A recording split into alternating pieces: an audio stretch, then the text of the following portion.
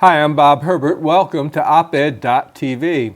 The role of labor unions in American life was once so vast and profound that it affected virtually everyone. But that was a long time ago.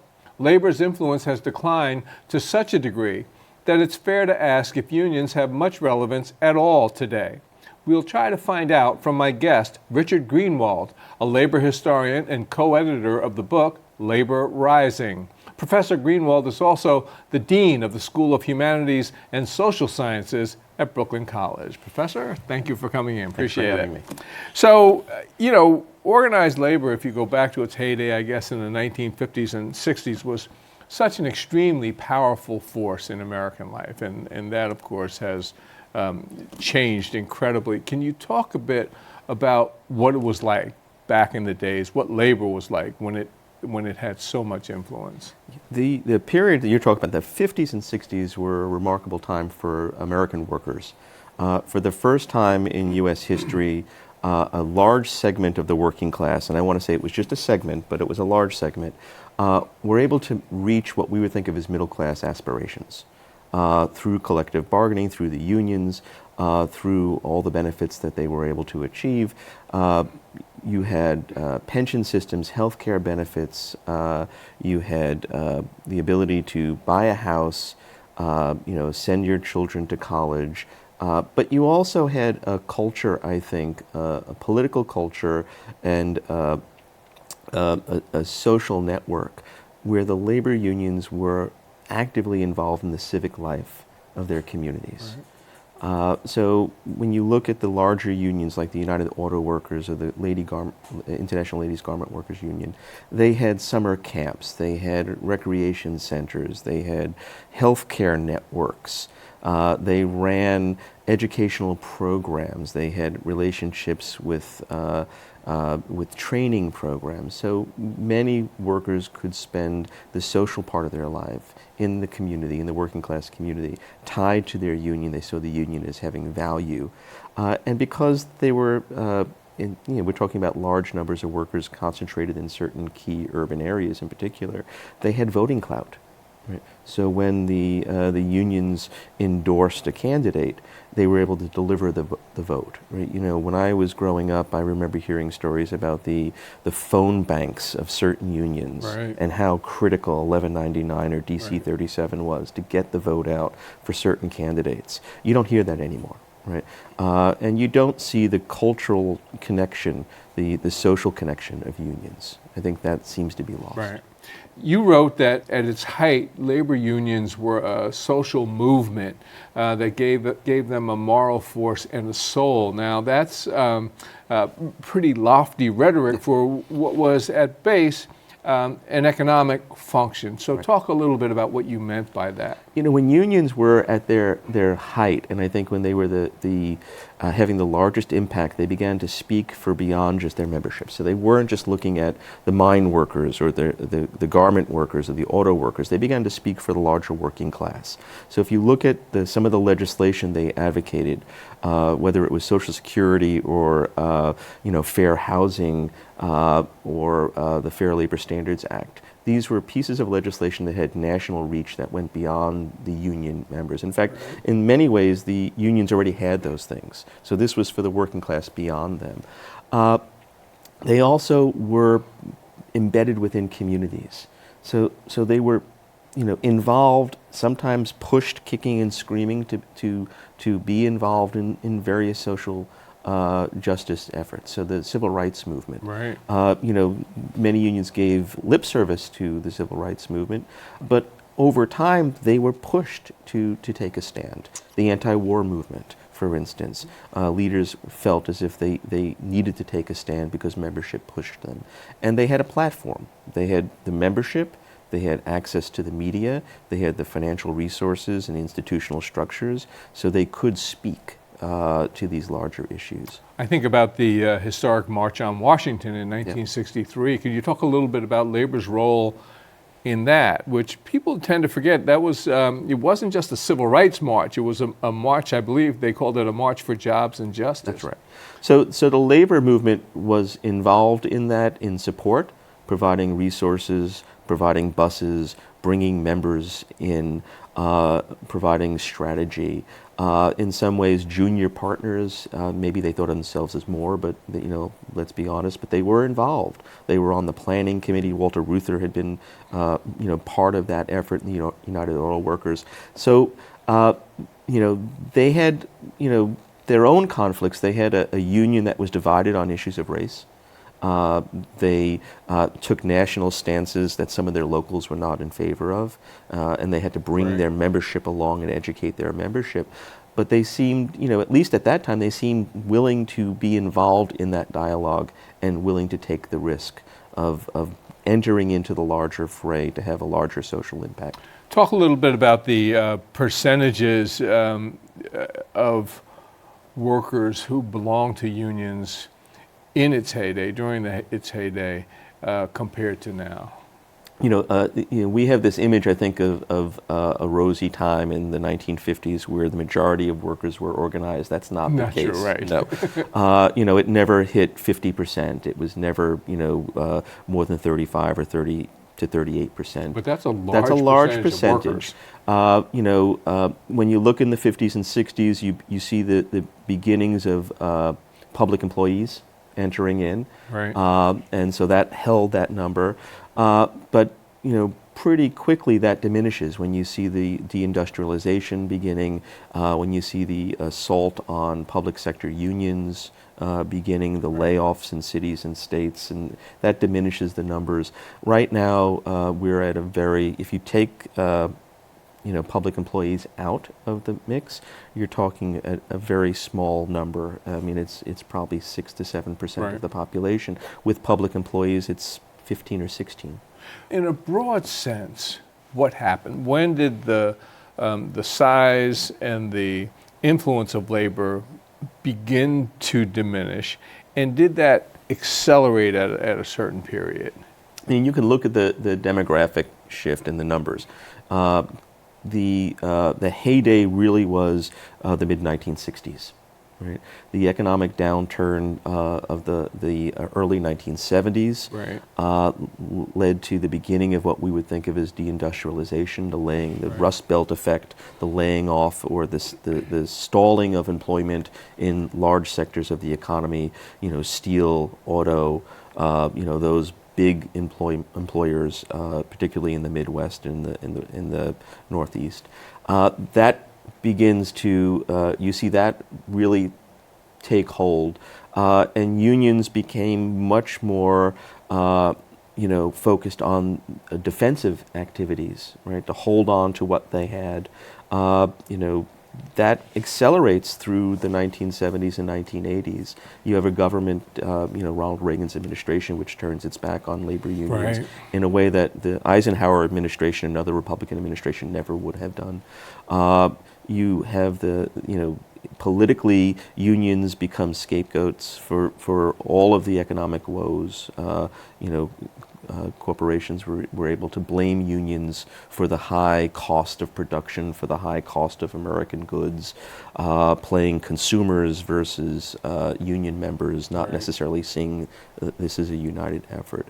And that really just rolls rather quickly through the 1980s. So you have a mix of the sort of economic realities. You have a frightened labor movement that's trying to hold on to what it has, and you have a public that is moved on, not seeing the relevance of unions in the new economy. You've made the point that unions at some point started to become much more timid, less aggressive, and seemed to suggest that contributed to the downturn. Talk about that. I mean, let's be honest. If you look right now and you say to the average American, name a labor leader, right? You'd be hard pressed to find someone who could actually name a labor leader. But if you were to go back, 30, 40 years ago, The average American could name. Whether they like them or not is another story, Right.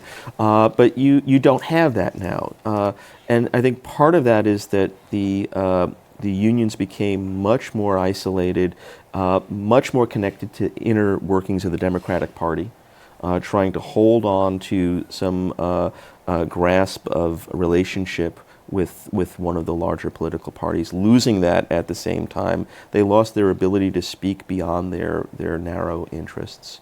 Not all of them. There are clearly labor leaders who are out there speaking about larger issues and, not timid at all. But for the most part, you have a union leadership that is sort of turned inward. You've had a lot of, political battles within the AFL-CIO, within unions, mergers and acquisitions within unions that have taken focus away from organizing and moving out. And you also don't have the connections that the press, that the unions used to have to the press, right? Newspapers used to have a labor reporter. Labor beats, sure. Yes. Yeah. Right. And now, if it's covered by an economic reporter who is covering, the tech industry, and this is sort of an aside. The unions are not just in decline, they're frequently reviled by some of the very workers who would benefit most from their services. Why is that? It's frightening and complicated, and you could see it as part of the same white working class voters who are now seem firmly in the Trump camp are the ones who are probably most likely to benefit from a union organization, and they don't see Right. that. They don't see it as in their own vested interest. I think part of this is cultural. Right? We're a society that looks at measures success economically, right? We don't use the term working class. Even politicians will refer to working families, and Right. They won't use that term because that seems a defeated term. The sort of norm in America is the middle class family, right?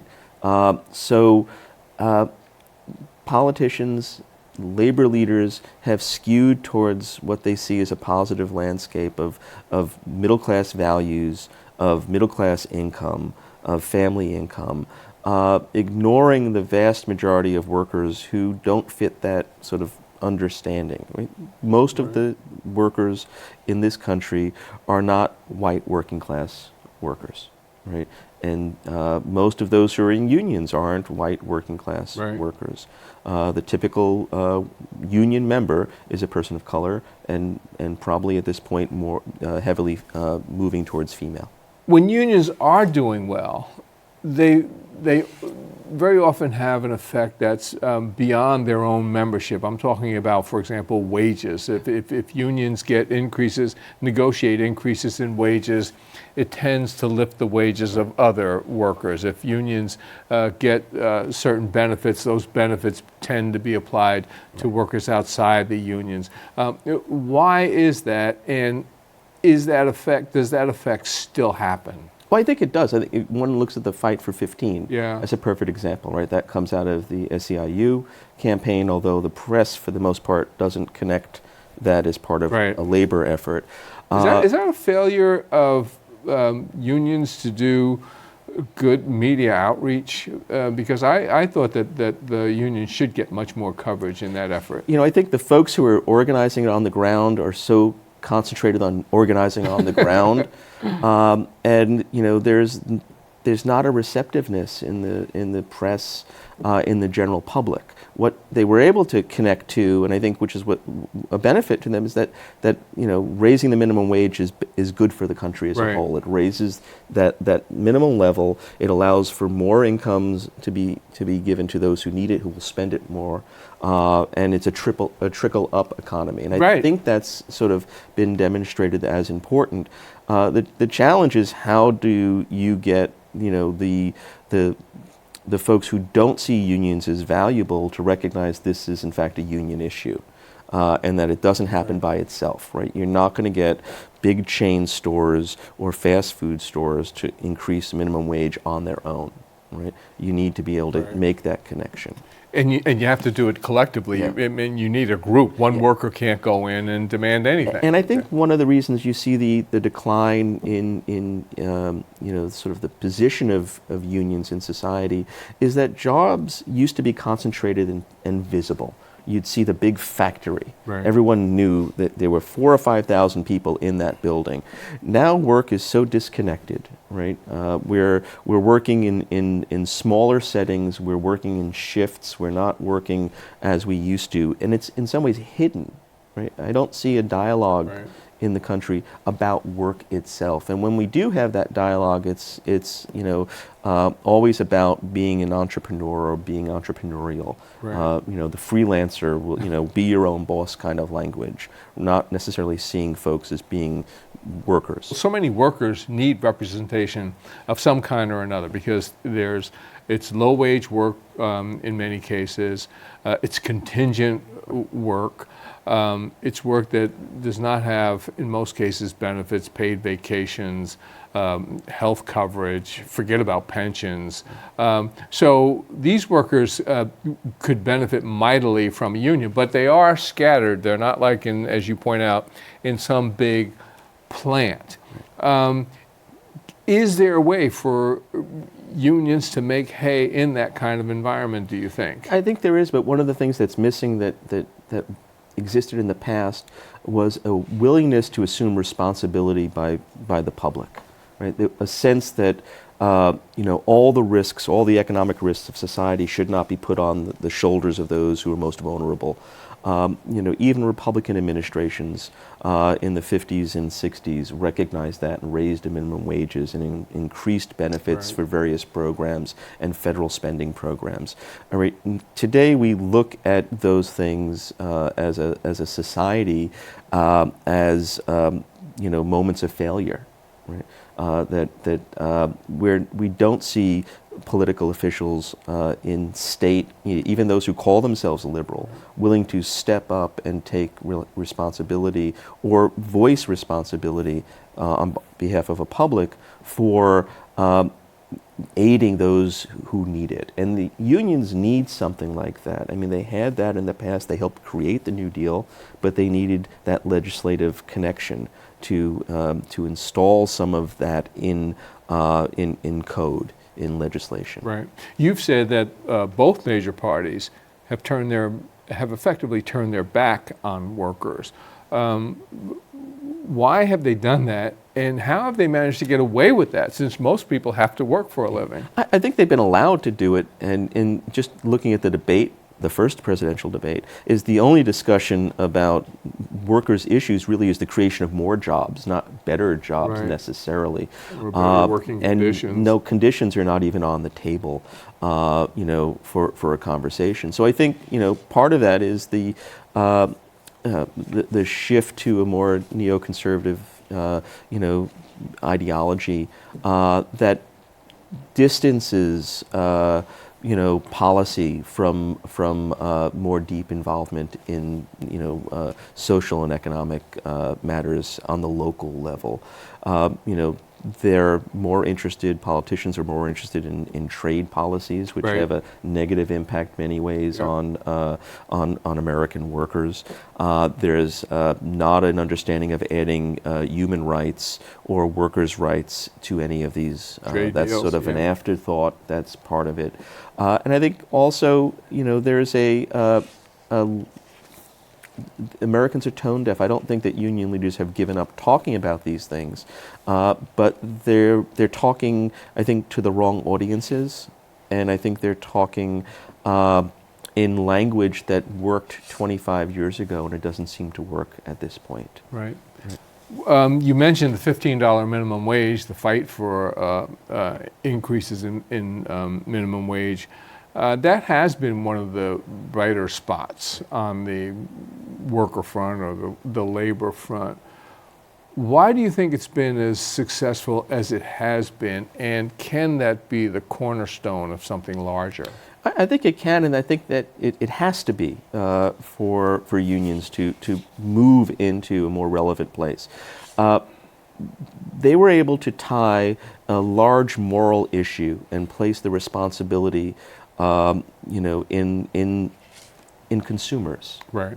So they were able to court allies to the cause, because to expect low-paid workers who were under enormous pressure and risk to saddle that burden of organizing by themselves is very difficult. But to have consumers who are at these fast food places, to have a general public who can speak up and show up to a protest is a powerful, very powerful effort. And you saw that in the 1930s, organizing against sweatshops, and even before that. You were able to bring consumers and concerned citizens to the cause. And that really allowed for a way in to have a conversation about working class issues, community issues, work issues, tied to larger issues of social justice. And I think the public is in some ways hungry for that moral conversation, to do the right thing, and we don't really have vehicles for that. So I think the Fight for 15 was a way of organizing that complacent consumer base who wants to feel good about how they're spending their money and helping. They don't want to hurt, they want to help. There are multiple choices for where they can go to spend their money. And this is a way of helping move that. And I think that connecting to that larger sense of social justice is something unions had always done, and they need to do today to remain relevant and move forward. How did you personally get so interested in these issues, in workers and the working class and labor union? Born and raised New Yorker who was the product of a blue collar family. My father was a telephone worker, worked on the telephone line as a splicer. Right. If it weren't for his union wage, I wouldn't have gone to college myself. I went to CUNY. I wouldn't have gone on to graduate school. So when I was studying the past, I'm a historian, I wanted to study a past that seemed relevant.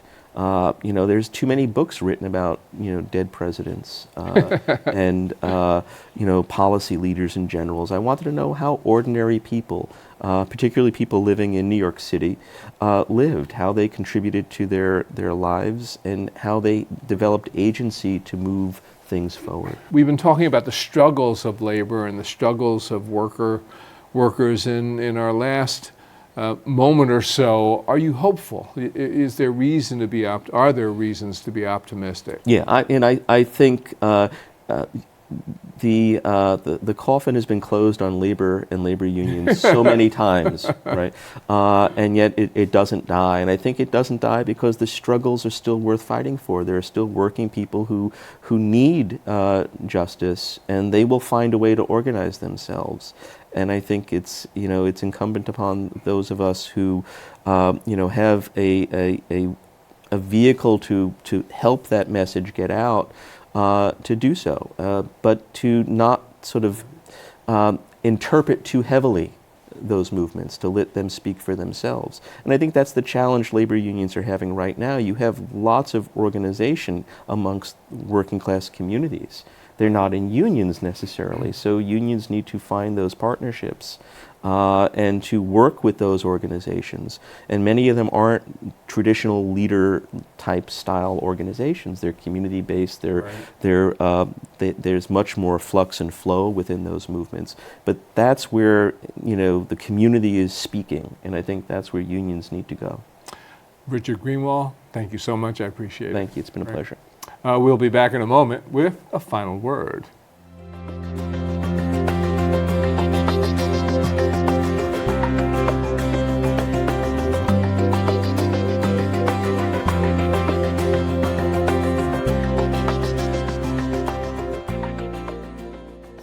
Two important issues that have not gotten enough attention in the presidential campaign are climate change and the desperate need to rebuild America's aging infrastructure. Our roads, bridges, dams, the electrical grid, and so on. Try thinking of these two issues together. Global warming is the most serious long-term problem we face in the 21st century. Last July and August were the two hottest months in recorded history. Last year was the hottest year ever, and 2016 is on track to be hotter still. Among other things, the seas are rising dramatically. It is already too late to prevent the loss of large chunks of the East Coast, from New England all the way down to Florida. What we need to do is clear. Bring this potentially catastrophic warming under control by curtailing the release of carbon dioxide and other heat-trapping gases into the atmosphere. We know that the development of clean energy sources is essential. But a big boost in the fight against global warming would also come from a big push to rebuild our infrastructure. Investments in energy-efficient public transportation, the modernization of our electrical grid, and energy-efficient homes and commercial buildings would pay spectacular dividends. Not only would such an effort sharply reduce the release of heat-trapping gases into the atmosphere, it would also create many thousands of new jobs. Imagine the employment opportunities that would come with a serious plan to weatherize homes from coast to coast. The benefits would be threefold. We'd make headway in the fight against global warming. We'd start bringing our infrastructure up to 21st century standards, and we'd create tons of new jobs, which would be a boon for the economy. That's a win-win-win situation. That's all for now. See you next time.